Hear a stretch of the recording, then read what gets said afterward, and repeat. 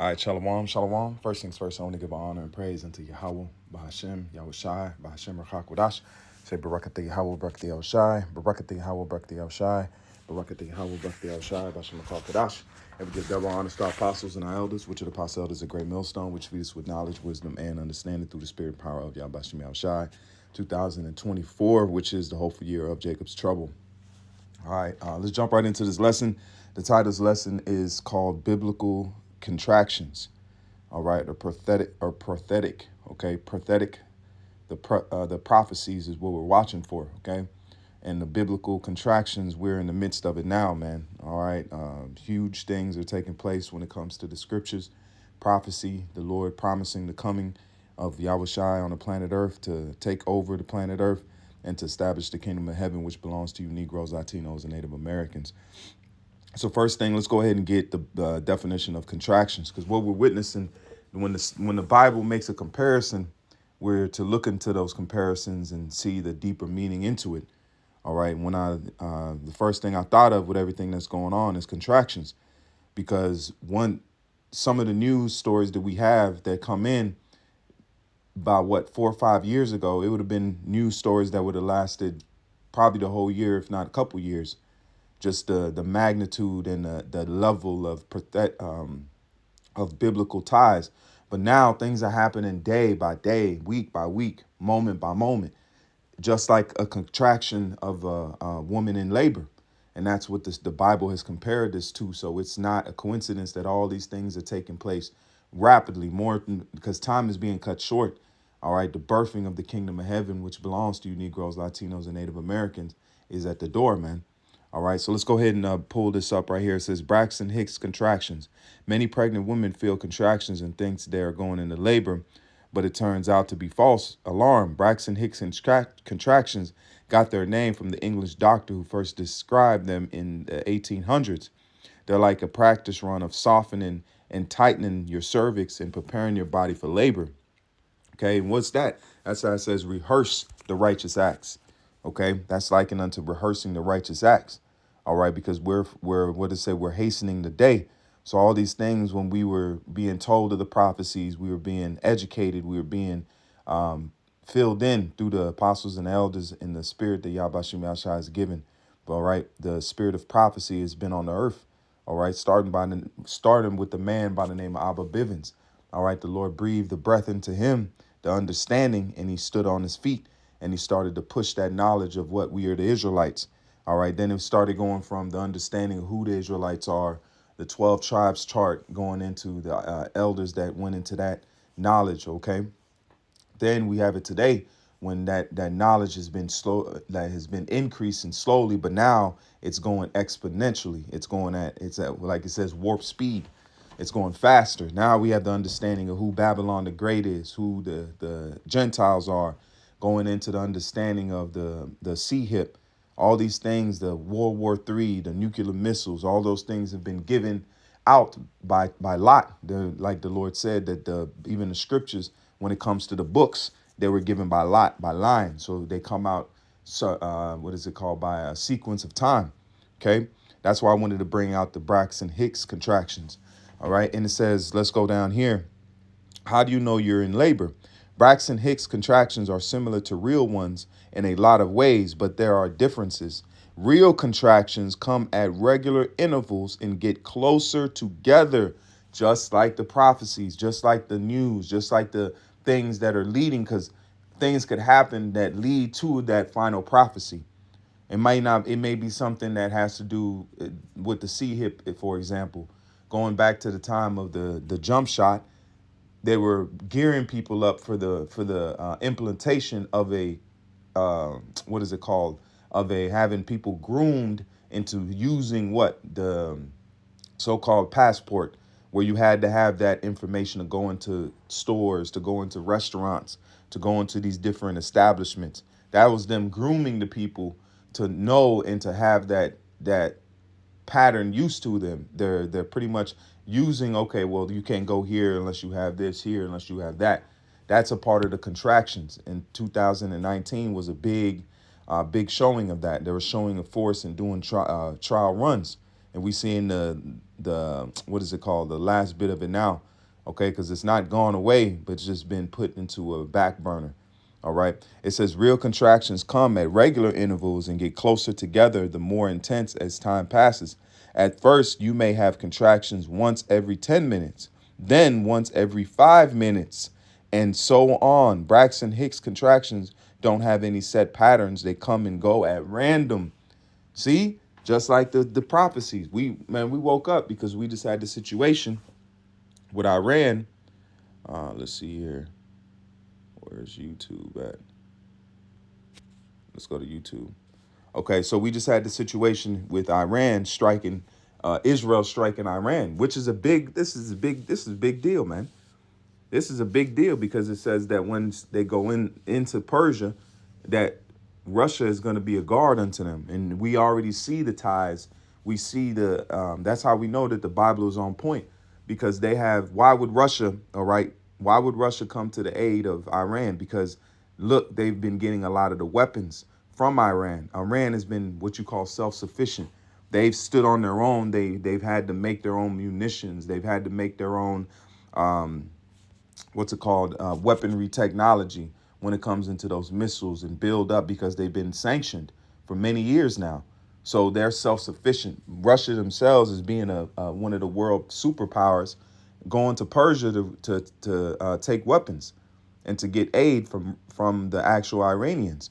So if they don't back the Iranians, their weapon supply is going to be hindered, and that's going to affect them on their front, on the home front, going into this Ukraine situation. So everything is tied in, just like the Bible said. So Russia has to come to the aid of Iran if it wants to continue its weapon supplies. But it's giving Iran certain weapons, but it's also receiving weapons from Iran too, going into drones, going into different, what is it called, mortars, and going into different artillery rounds, all these rockets, all these things that Russia's using in the defense of its own sovereignty. So we here, man. The Bible's on point. I'm gonna play this first little part, and then we're gonna go right back into the precepts. Video from inside Iran, which Global News has not verified, shows orange flashes in the sky, what appear to be bursts of anti-aircraft fire. It's believed the target was in Isfahan province, home to Iran's third largest city, famed for its palaces, mosques, and minarets, and also a center of military industry, both drone and ballistic missile production, and Iran's largest nuclear research complex. And north of the city, the Natanz nuclear facility, the most important center for Iran's nuclear enrichment program. The International Atomic Energy Agency was quick to say there is no damage to Iran's nuclear sites and warned nuclear facilities should never be a target in military conflict. So the world is looking at this, man, because Iran was struck first by Israel in the consulate. And you don't do that. That's a no-go when it comes to the art of war. So the world is looking at, they're not respecting the rules per se. That's why we know that there's going to be a happening. There's going to be an incident that takes place where the world is going to look down and look with a side eye to Babylon the Great, which is America and Israel. So you're seeing, because what does Babylon go into these countries saying that they're not attaining to the so-called rules and human rights?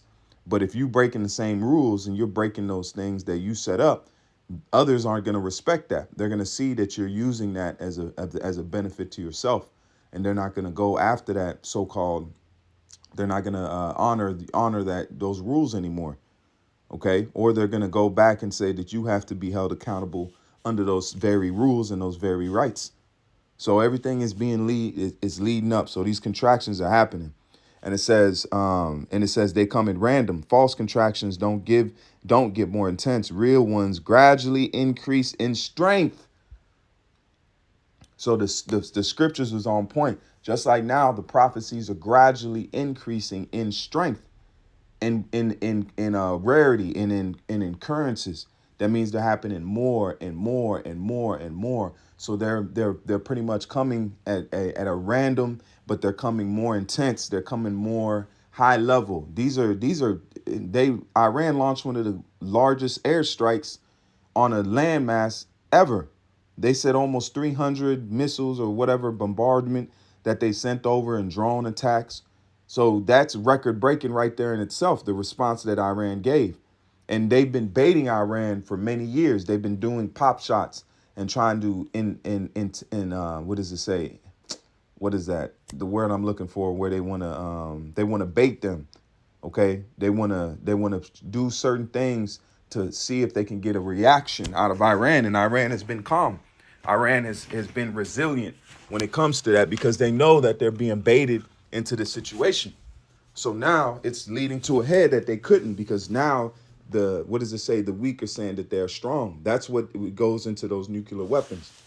All right, some of these experts are saying that Iran is almost there when it comes to having that weapon, having a nuclear weapon. So that's why they're being more aggressive, and they're being more what you call, they're standing out. They're standing up for themselves a little bit more now, because you see the conflict that's going on in the world. The world's noticed that the front on Ukraine, all these things in the Taiwan Sea, all these things are the birth pains that were prophesied to come. It's all over the world. And you got the North Korean situation, South Korea situation, Taiwan, because China is directly in line and in bed with the North Koreans. So the North Koreans know that they have China backing them, because North Korea has also been on sanctions and they've been cordoned off. And isn't it funny that these places are getting weapons from North Korea? Even Russia has went and got weapons from Kim Jong Un. So all these nations that have been self-sufficient, that means they've been off the grid. They've been storing up weapons. So much so that other nations and other superpowers are coming to them for aid, man. Okay? So it's all being set up, and it's all being planned through the spirit and power of Yahweh Shem Yahushua. We're witnessing the birth pains of the kingdom of heaven, man. Okay? It says usually you'll feel Braxton Hicks contractions in one area of your belly when you get up and walk. So that's it on that. We're not gonna go too much into that. Let's go ahead and pull this right quick. Let's go ahead and go to Matthews. This is the book of Matthews, because Yahushua told us that this would be happening, man. That's why it's getting more intense, and we're all catching a little different forms of hell, man. Okay, this is Matthews 24 and verse 8. All these are the beginning of sorrows. Then shall they deliver you up to be afflicted, and shall kill you, and ye shall be hated of all nations for my name's sake. That's why the name is important. If why did Yahushua say for the name's sake? It didn't say for my title's sake, for my name's sake. Okay. The name of Yahushua is he's telling us right there, his name was to be pushed out. If people are going to hate you for that name, that means the name is going to be available, and it's going to be set out in the open. You can't hate somebody for a title that's already been out here being pushed when you go into the Most High and Christ bless. That's a name that's been used around the world by different nations. So how would everybody be hated for that name's sake? It's talking about the true name, which is Yahushua, and his father, which is Yahweh. Those are the names that are being pushed, because power is coming behind those names. Prophetic things are happening behind those names. It's not any other names that's under the earth. That's why it says there's no name under the earth whereby men must be saved, man. Okay? This is 1 Thessalonians 5 and verse 3. And it says, for when they shall say peace and safety, then sudden destruction cometh upon them, as travail upon a woman with child, birth pains. See? And they shall not escape. But ye, brethren, are not in darkness, that day should overtake you as a thief. So it's saying right here that we, okay, when you speak into what is mainly the we, is the elect, the Negroes, Latinos, and Native Americans that have been breathed the life into, and they're knowledgeable. They're watching the news, we see it. Others are looking at it a little bit, but we see it because we're filtering it through the scriptures to say, guess what? This is prophecy. This was prophesied to happen. We know the players in the game. If we hear Iran, which we know is Persia, we hear Babylon, we hear Russia, Gog, Magog. Okay. All these things, the prophecy, Ezekiel, the 38th chapter, all these things are you read Revelation. All these things are leading us and letting us know that the coming of Yahushua is soon, is nigh, at hand. See, it says, but ye, brethren, are not in darkness, that day should overtake you as a thief. And what is that word, overtake? The word there is katamaligo or kata bano. Strong's G 2638, Catalambano, Katalambano. Catalambano, It says what? To lay hold of, to as to make one's own, to obtain, attain, to make one's own, to take into oneself, appropriate, to seize upon, take possession of. So the Lord is gonna take possession of the world. Surprisingly, that's why it says it's gonna come as a thief in the night. Because when Yahushua comes, the earth is gonna be, there's gonna be a new ruler. What does it say? New kid on the block. Okay. There's going to be a new, what does it say? New sheriff in town. Okay. Of evils overtaking one, of the last day overtaking the wicked with destruction. See? Of a demon about to torment one. Damn. And we know that the Heavenly Father is the Lord of spirits, man. Okay. What does it say? Alashadja. Okay. Where you get demon-like power from. That's what the name of the Lord was being known as. Okay. Alashadja. That's why you see the Heavenly Father is the king of that. So it's going to overtake people in a bad time. That's why it says, shall there be evil in the city and the Lord has not done it. So all these things are giving us more credence to show that Yahweh Shem Yahushua is acting, man. It says of a good sense of Mashiach by his holy power and influence laying hold of humans' mind and will and in order to promote and to govern it. So these are the times where it says it's not going to overtake us, because we're watching for the birth of this nation. We're watching for the birth of the prophecies that are happening to the world, okay? And namely Israelites, because we're going to go through that Jacob's trouble, which we're coming to now, and we're going to go and experience these things. But guess what? At the end of this, then the Lord is going to make the rest of the prophecies be fulfilled, where it says there remaineth a rest for Israel. This is Romans 8 and verse 22. It says, for we know that the whole creation groaneth and travaileth in pain together. What is that? Birth pains. Until now. And not only they, but ourselves also, which have the first fruits of the Spirit. That's the elect. That's what the elect have, is the first fruits of the Spirit. Okay? Even because the elect is going to be delivered, and then the rest of the nation of Israel will be saved. Which have the first fruits of the Spirit, even ourselves grown within ourselves, waiting for the adoption and with the redemption of our bodies, which is the changing of the twinkling of an eye, the body's being changed. All right. Where the law is going to be imprinted, it's going to be implemented. It's going to be written on the hearts, the fleshly hearts of the elect. Though that way the law is going to be able to be applied perfectly. It says, for we ourselves by hope, but hope that is seen is not hope. For what a man seeth, why doth he yet hope for? But if we hope for that we not Salakia, but if we hope for that we not see, then do we with patience wait for it, waiting for the birth of the nation, the birth of the kingdom of heaven. That's the things that we're waiting on, and these are the signs, because it's not going to overtake us. We know that, guess what? Now the chess pieces are being moved that much more closer to checkmate when it comes to this Iran situation. Jeremiah 4 and 31. Salakia, hold on.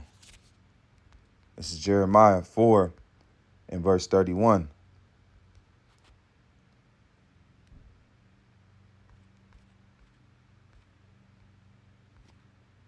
It says, for I have heard a voice of a woman in travail and anguish as of her that bringeth forth her first child, the voice of the daughter of Zion that bewaileth herself, that spreadeth her hands, saying, woe is me now, for my soul is withered because of murderers. And it's going into Esau and these other nations that are licking the wounds of Lazarus, which is you Israelites that have been in this low state under the curses. All right. So everything is being pushed. The line is being drawn. The Lord is pushing this thing, and those Israelites that are halfway crooks. All right. That's going to come to an end, man. All right. So as I say again, these are biblical contractions. All right. We here, man. All right. So call halal, Lord willing. This was a edifying lesson, a spiritual boosting lesson. And I say call halal Yahweh, Bahashem Yahushai, Bahashem Rakak Wadash. Until the next time, I say shalom and more now than ever. Keep faith. Shalom.